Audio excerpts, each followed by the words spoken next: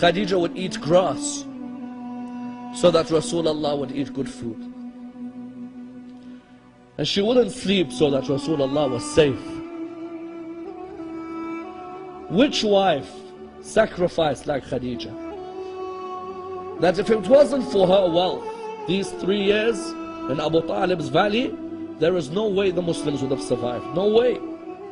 She gave all her wealth, and that's why Rasulullah said, this religion would not have survived were it not for the wealth of Khadija and the sword of Ali. These two saved the religion of Islam. And look at the way the Muslims treat their grave today.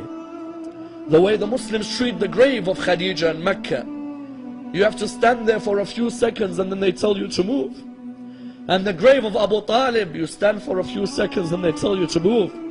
And Rasulullah, when these two died, he said, this is the year of grief for me.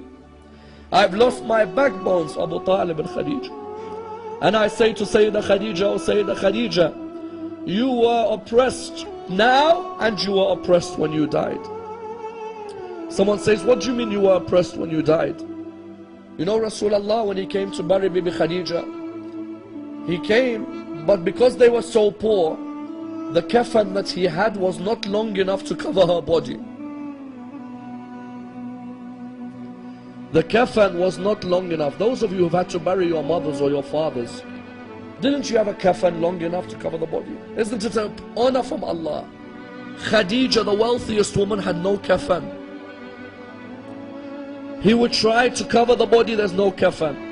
It is sad to see a human die without a kafan, isn't it? No human deserves to die without a kafan on their body.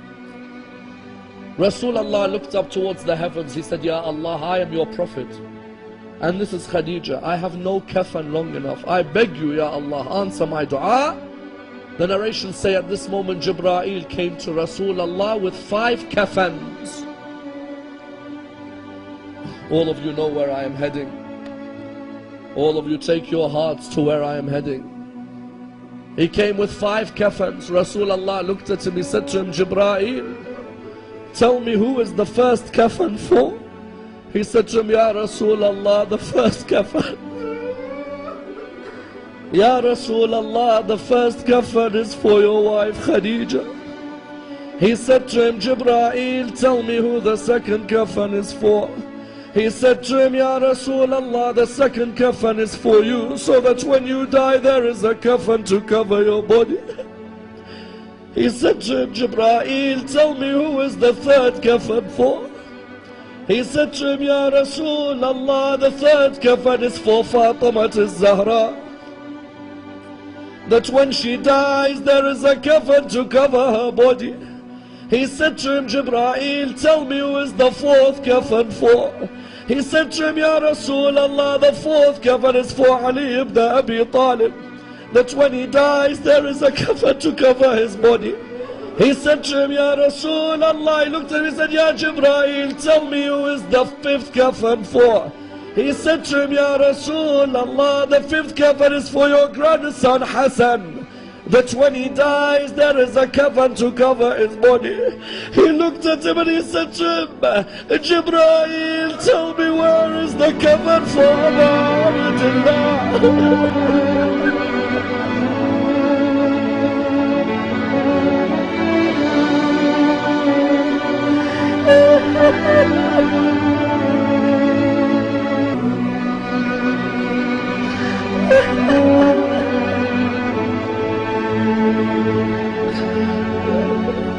He said to him, Jibreel, tell me where is the kafan for Abdullah?